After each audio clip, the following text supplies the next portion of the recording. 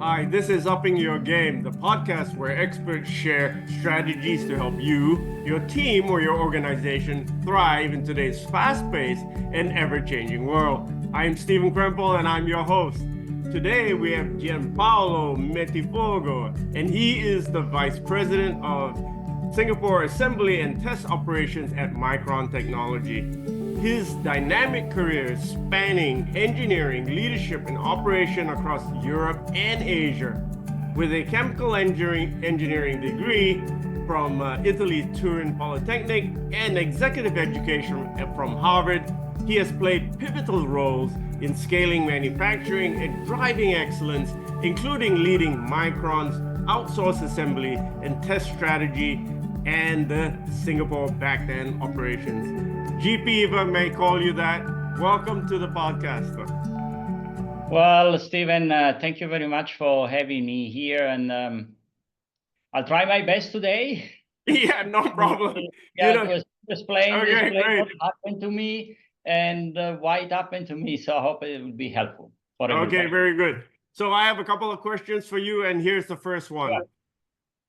In a world of rapid technological advancements, right? What personal habits or strategies have helped either you or people you know stay ahead and remain relevant? Yeah, Stephen, this is, I think, is a very interesting question. And this is really what we experience, especially lately. The changes in our environment now are so dramatic and it happens literally every day, right? So in general, I don't think there is really a formula that works for everybody, but lately I may contradict myself. No problem. Let me hear your contradiction. Yeah, because there is a lot of learning. I do believe that the willingness to continuous learning, the curiosity, and the ability of adapt to situation is what really help all of us to survive and to grow in the current environment, and also make it very exciting. So changes can be painful, but can be also motivation for doing better and better. So back to the fact that there is not a formula, but as you mentioned, I'm a chemical engineer as a formation. Yes. And normally engineers, we all like to come up with formulas, even when it comes to people, when it comes to areas where normally formula are not appropriate. And you also mentioned that I'm one of the person that has this privilege to attend executive training in Harvard. In Harvard, yep. And at that time, I heard from one professor. This professor was analyzes the career of people that were successful, or I mentioned also career of people that have been successful till a certain point, and then somehow they could not proceed. And the name of the professor is Linda Hill. And there was something that she said that stick to my mind till now. And it was the leadership quotient is a combination of several things. And he mentioned two of them. He said you need to have IQ and you need to have EQ. And he come up with this formula and say leadership quotient equal to IQ plus EQ. And it means that you need to have a balance of IQ, this intellectual quotient. That means you need to know what you are doing technically. Yes. But it's equally important to know how to deal with person, how to motivate person, and how to work as a team. That is the EQ. Yeah, the EQ, right. EQ. And somehow I did modify a little bit the formula. That's what I use to motivate my people to get better. And I say leadership quotient equal IQ time EQ.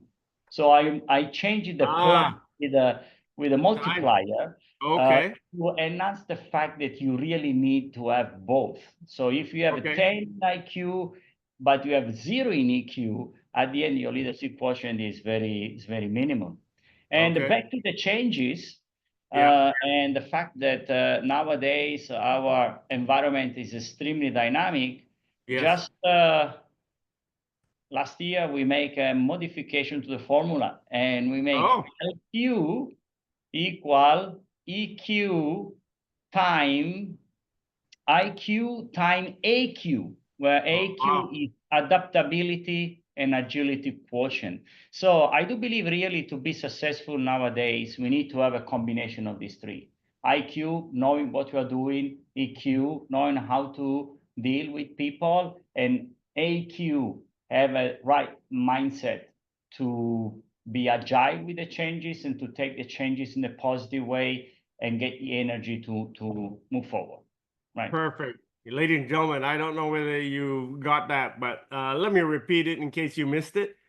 LQ equals IQ times EQ times AQ. And that last part about adaptability and agility is probably really, really important these days because things are coming at us really, really, really quickly. GP, thank you for that.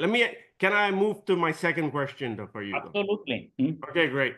So, with AI transforming industries, how should professionals rethink their skills and approach to working to avoid being left behind though? Because if you really are not playing around with AI, I think you maybe missed the boat, so to speak. Though. So what do you think though? Yeah, that's another very good question. And I think that AI is a big revolution and we are just at the very beginning. Yes. And we have not seen yet the full potential of the AI, and we have to deal with it. And we need to take AI at our advantage and make us more efficient with the AI. And again, I like to mention something that I heard in my company. I think our CEO is saying that, but I believe maybe source might be a little bit different. I heard it from a couple of different person, but I like it, and this is what I use for my persona as well. And this is how it comes and say, we will not be replaced by AI, but we might be replaced from somebody that knows how to use AI. Exactly. In the sense that AI, at least now, is not at the point yet that can really replace all of us in our job. But if you don't know how to use AI and if you don't leverage the power of AI, we will be left behind. Right. And again, back to the same formula. Let me try to come back Yes. to the formula. Yeah, so perfect. where the AI is plugged in is in the IQ. Now you cannot have IQ without AI. without AI. So AI has to be part of your IQ skills and your IQ portfolio. But yet, to be a good leader and effective leader, you still need the EQ and the IQ, which is eventually where, sorry, the EQ and AQ. So this is where we still have to put our own personal skills in there, right? And in my company, we are spending a lot of energy and effort to upskill everybody to AI. So we want everybody, technician, engineer, manager, director, everybody in the company to know what AI can do and how do we use it. We have an upskill program that motivate people to present projects, and so that we can share this project with the rest of the organization and everybody eventually get more efficient. But definitely AI has to be part of our IQ skill set.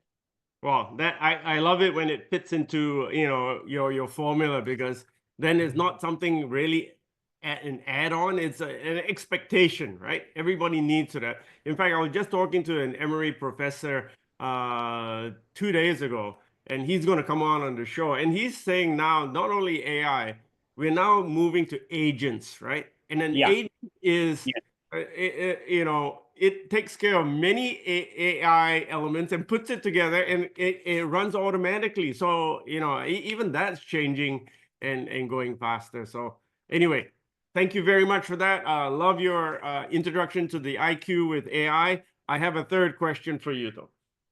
So what do you think separates those who thrive in today's fast changing world from those who struggle to keep up? You know, you're a great leader and you have many people in your organization, or you see in other organizations. If you know, what do you see, if you know, what happens for those who do not thrive in this fast changing world, and you know, and they're struggling to keep up? What's going to happen though? This is also another extremely good question, and I might repeat a little bit some of the concepts that I have already expressed, because at the end it comes back to the same concept. Yeah. Let's start by saying the people that I see are not as successful, or they are struggling to keep up with the changes and with everything is happening in the environment. Somehow they have difficulty to get out of their own comfort zone. Yep. And what we really have to learn is that nowadays it's not that we know everything, but we need to learn everything. Yep. Whatever we know today is eventually different from what we need to know tomorrow. And we need to have a mindset to be ready to adapt. Again, it comes back to adaptability, quotient or adaptability skills. And this is, in my opinion, one of the showstopper. We really have to make sure that we are open to changes, and we understand that we cannot stay in our comfort zone all the time, and need to be able to change, and to change fast. I think this is what I can see. I also see that people that are very effective and people that are successful in what they are doing, they also have a kind of routine, like a daily check, weekly check on what has been done in that specific period of time, to see, okay, this is what I wanted to do today. This is what I did today. And eventually, if there is a gap in what I was expected to do and what I did, I do recover tomorrow. So I have frequent checkpoint, and understand where you stand in this progress. It is very important. The other things, and maybe that's the third, I will mention still two. Sure. One, I learned from you.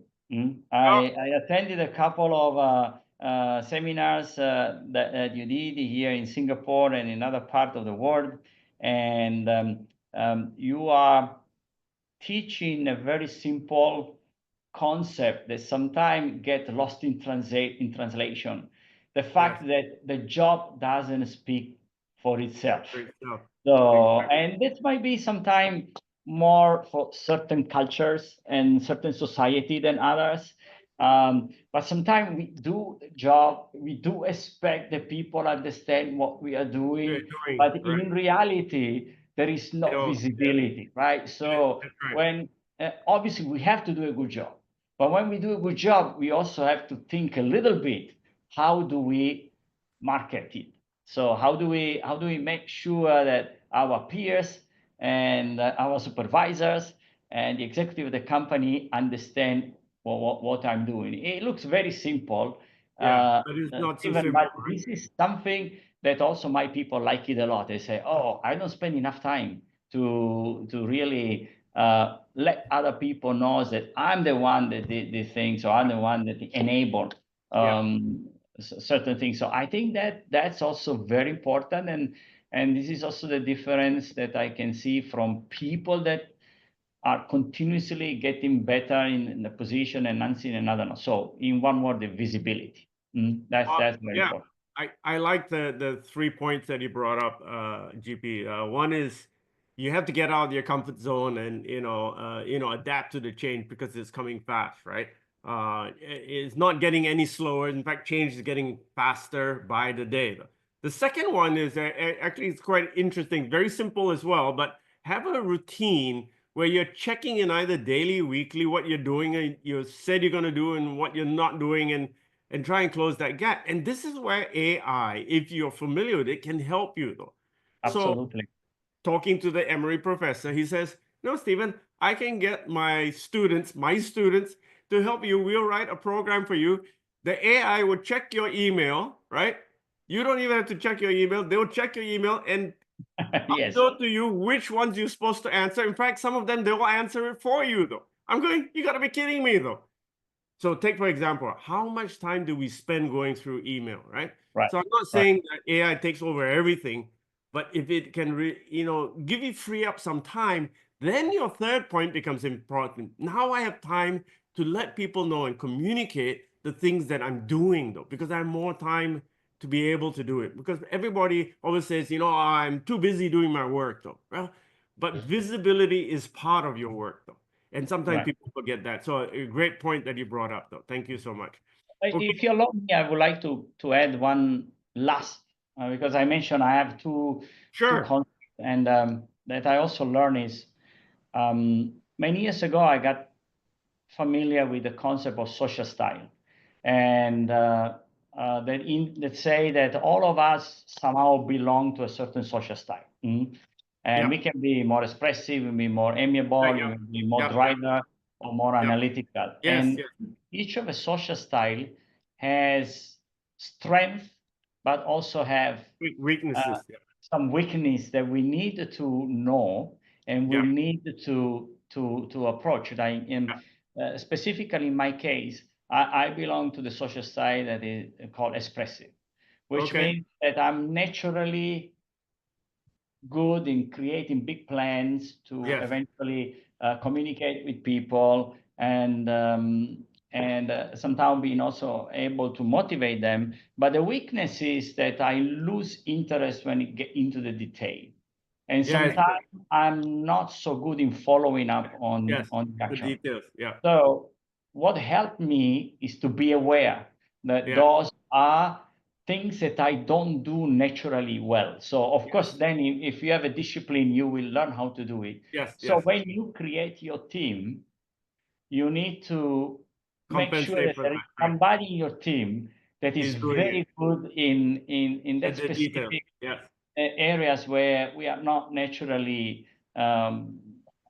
prompt to look into, so that you can compensate. Now, instead of looking for somebody that is similar to you, Yeah. so eventually Yeah. you have to embrace a little bit of diversity. And so Yes. this is where the area where I'm not actually as brilliant.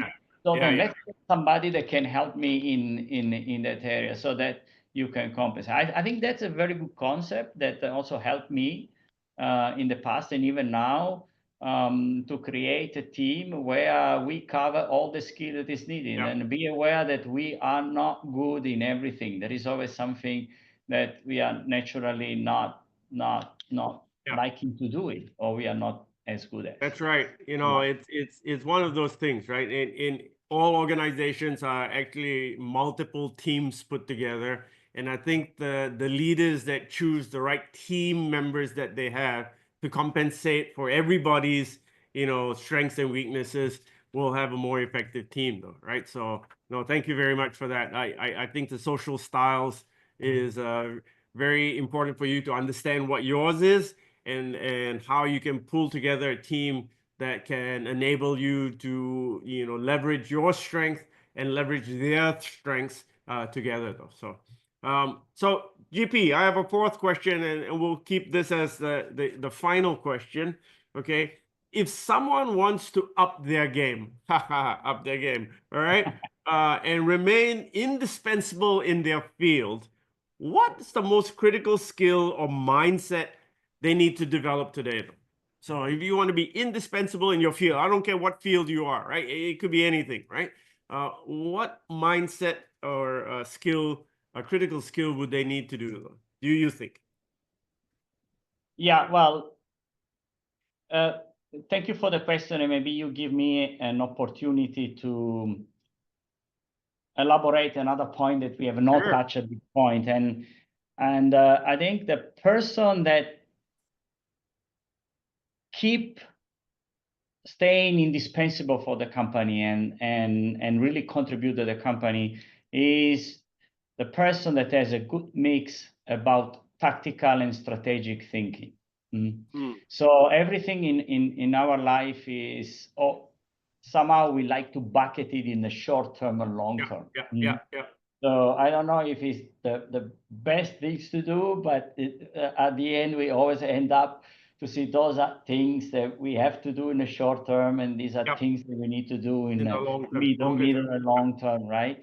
And does require different type of skills, like to execute well in the short term. So you have to be good in the tactical skills. So be well organized, put together a project plan, follow up on the project plan, and be very disciplined. However, if you're only good on the tactical skills, I think there will be some limitation. If you really want to be effective in your organizational company and you want to contribute, you need to have a right mix of tactical and strategic thinking. Strategy, you might thinking, okay, this is what I have to do today, but eventually in 6 months, in 1 year, in 2 years, in 10 years, this is what we need to do. So we need, it is very important that we keep updating on what's happening around us. Sometimes there are small habits that help, right? So you wake up in the morning and you need to have a good app that show you what are the news, the things that happen around you. You need to continue to be curious. So sometimes you have a very good tips from fields that are not necessary. From in the area you're working. Right? So you need to continue to cultivate your curiosity and in field that can be very different from what you're doing, but yet the principle or some of the concept can become very important for you. So there are many other things, Stephen, that I would say, but probably what it comes to my mind right now is if you want to stay relevant for the company and if you want really to contribute to your organization, having a good balance between tactical and strategic thinking is one of the key. Yeah, I don't disagree with you at all. In fact, many of the times the problems I see when I deal with individuals, whether I'm either coaching them or doing a class, is they're too tactical, they're too organized, and they only talk about today and my problems, this week and this month, when the organization is saying, well, I expect you to do that, but I also need you to help us think 1 year, 2 years, and 3 years out, and that's your strategic part. And so if they can combine those two, it'll be unbelievable, right? So all those you thinking and listening outside, remember that you have to be both tactical and in your execution and strategic. And the way is you have to communicate that you're strategic in terms of the way questions you ask, your thought process, and how you engage and think about how things impact the organization down the road. So, ladies and gentlemen, thank you so much, GP. It's been amazing discussing with you today. Ladies and gentlemen, this is Upping Your Game, the podcast that helps you share with you, whether it's yourself, your team, or your organization, in thriving in today's fast-paced and ever-changing world. And today, we like to thank GP or Gianpaolo Mettifogo, our Vice President from Micron here in Singapore. So thank you very much, GP. Stephen, thank you for having me, and I hope that this discussion has been helpful. Okay. Thank you very much. Have a good day to everyone. Bye. Bye. Bye-bye.